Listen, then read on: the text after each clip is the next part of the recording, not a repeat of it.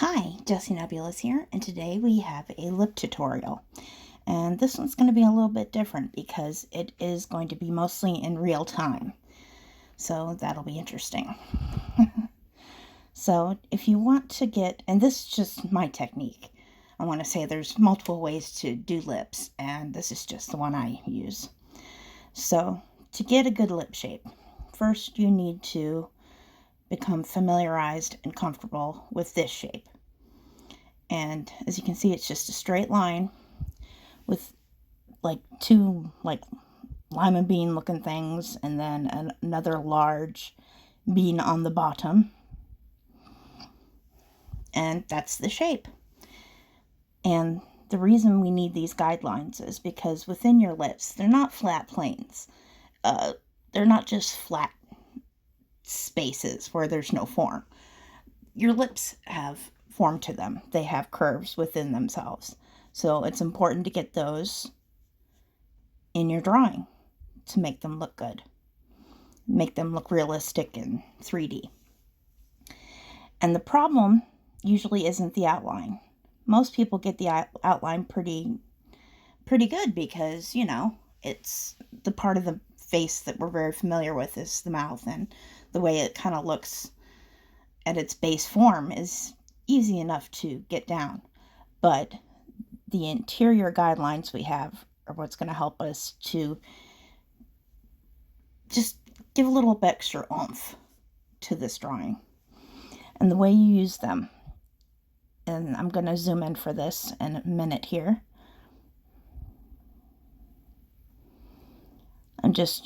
I'm going a little more dark with these lines than I generally would if I were just drawing by myself. Just so you know, for the basis of the tutorial, for the benefit of the tutorial, I'm doing it more dark. So it actually picks up. And can you see the way I'm following the line? The lines there, I didn't do it great on the right, and I'll fix it in a second here. But I followed the curves of each of those three beans, wrapping around. And that is going to show us where the planes are in the mouth. Within the shape of the mouth, we'll have the form. So I'm erasing the guidelines because I only needed them to get that middle part of the mouth opening, the way it needed to be, so that I can shade it properly. And see how it's got a nice little curve to it that looks slightly more realistic than just a flat. And it's going to make a big difference if we follow the entire shading process around these guidelines here. And starting off, I'm just darkening these lines a little bit for you. When you do this yourself, make them as light as possible so that you can erase them away cleanly.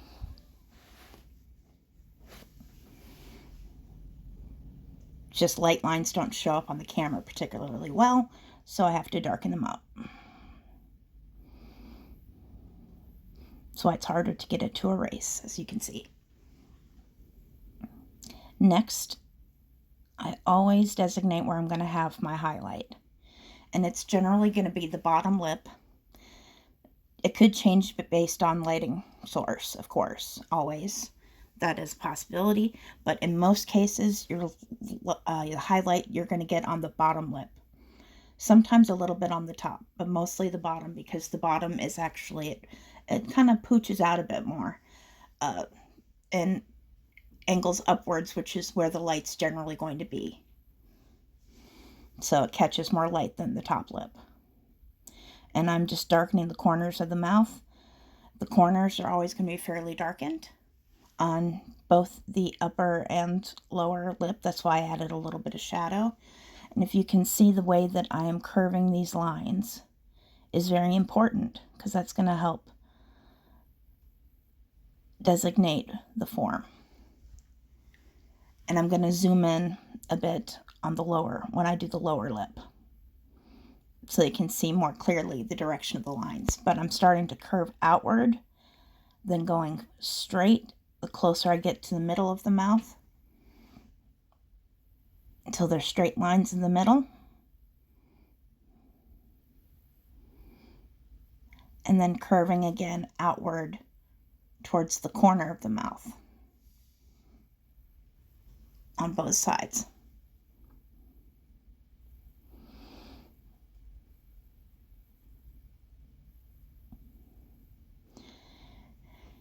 And now there's also some shadow underneath the bottom lip. And these shadows are generally best if you build up to them gradually. Again, for the video, I'm going in fairly dark at first, just to designate for you guys so it actually picks up. But you're going to want to have a decent amount of shadow under the lip as well. And I'm zooming in a bit so you can see the curve that I'm following with the lines. And it's the same as the top. You curve, and then you get straight in the middle, and then you curve the opposite direction for the other side, following the natural curve of the mouth. I forgot to turn I apologize for that. I forgot to turn the sound down. Phone interruptions. Anyway, so for here I decided to add a little bit of the shadow area, a little dimple in the mouth, the slight opening in the mouth. And you don't want to get much larger than that for an opening in the middle of the mouth like that, because if it gets much larger, you're going to have to get teeth involved, and teeth are difficult to do properly and make them look natural. I struggle with it. They're hard. So to avoid teeth, we don't make that opening very large. Okay, and you get a little more shadow too underneath the curve of the upper lip. So you're going to get a little bit of shadow on the bottom lip, casting from that onto the bottom lip. Just adding a little more shading to the corners.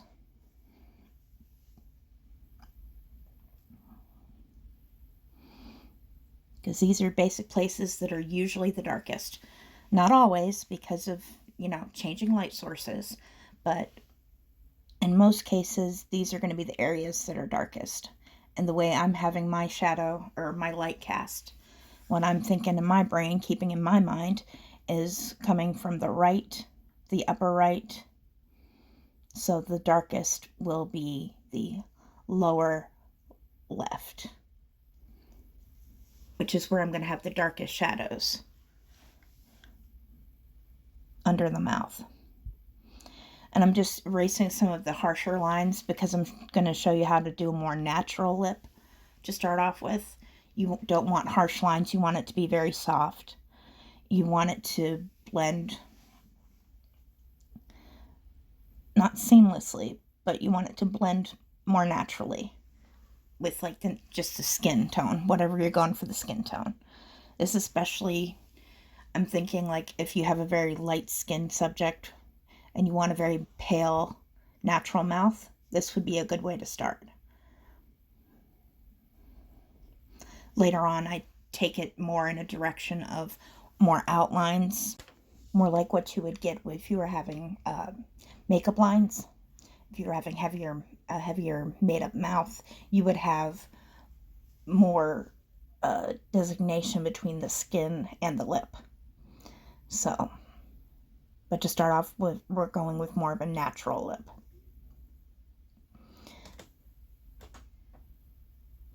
And I'm making sure to preserve the white of that highlight by drawing around it. Always in the same direction with those lines. More phone interruptions. Sorry about that. I have to use my phone as a microphone. And I get interruptions now and then.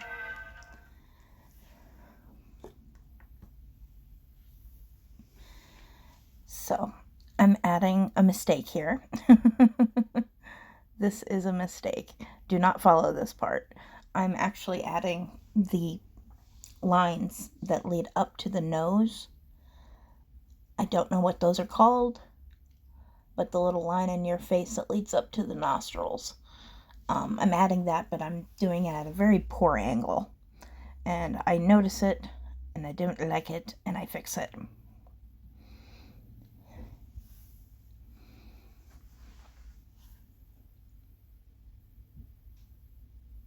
So all of this, well, I mean, mostly can be ignored. What I'm doing, though, I'm shading the right way, just that the angle of it is wrong. So I realize it and I erase it.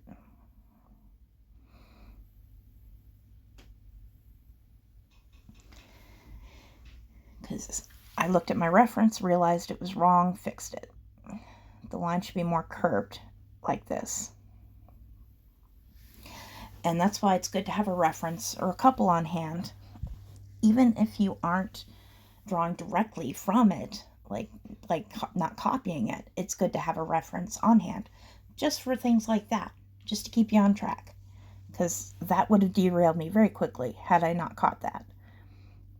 So I'm very, very lightly shading on the interior of those creases and at the very top of the lip, but I'm leaving a little light area to designate where the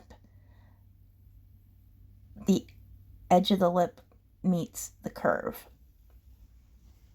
so that it looks like a line, but there's no real line there. It's just the shadow as your lip curves. So, and if you look at a few references, you'll see that when that's a natural lip that doesn't have a lot of makeup on it, it sort of blends. Where I have it not too darkly outlined is where it blends in with the skin and the lip quite a bit. And it's on the sides. The sides on the top and the bottom. And that's why I'm leaving them very light and very blended together for the most part, because they do tend to blend. And even though I'm keeping this deep shadow on the bottom, I'm still leaving it lighter around the edges, as you can see on the sides of the bottom lip, because it's gonna still blend quite a bit. Even though there's a bit of a shadow and I'm adding more, it's still gonna blend pretty well.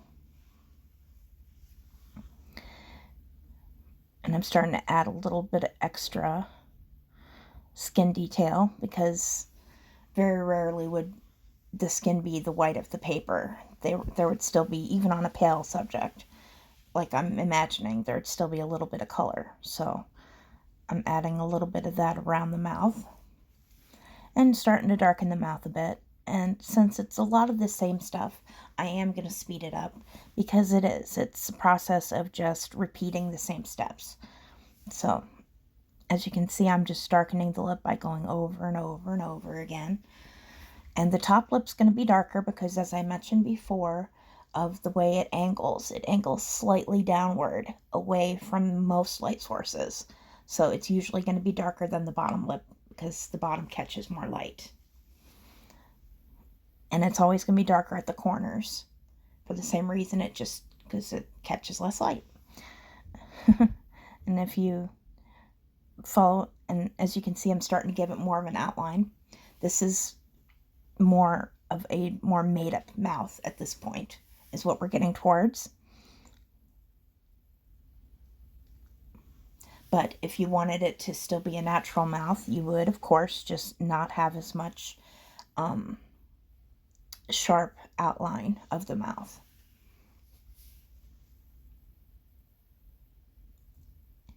And if you have a subject that you don't want made up very well, you could stop very quickly at any point when it looks good. This is just me further rendering and showing you, really exaggerating the made up factor.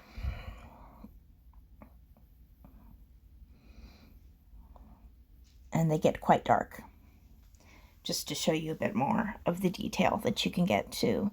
I'm starting to go into creases. Mouths naturally have a little bit of crease to them in different areas, and they kind of start at the lip, where the lip mouth opening is, and going down the lip, either direction. And as you can see, I'm smoothing with my finger. I'm blending with my finger, which is kind of a no-no. I do on my sketch pages because it's not that big of a deal if oils get on my sketchbook, because it's not meant to last forever. It's a sketchbook. But if I'm doing more finished work, I would use a Q-tip or something. Just because the oil of your fingers isn't archival. It doesn't last. It can eventually break down. In theory, it's not something that happens if you just touch it a little bit, but it could break down whatever medium you're using and discolor it, or just make it not last as long. So that's why they tell you not to blend with your finger. So I have absolved myself by making note of that. Use at your own risk. The finger, the dreaded finger. So yeah, I'm just going forward and doing the same steps over and over again, and just rendering. Doing nothing new. And I think I'm just doing a lot of the crease on the top. I'm not going to put too many on the bottom for the simple fact it's going to be lighter. I'm still going to do a few creases, but not too many. I have a tendency to overdo creases, and it makes them look, the more like crease and cracks you have in a mouth, the older it can look, just from natural aging. So, and I have a tendency to overdo that. So, and I wanted these to look like very youthful, lush lips. So I had to be careful and not use as many as I am naturally inclined to. I'm just doing a little more around the mouth, smoothing out the skin tone, adding a bit more shadow.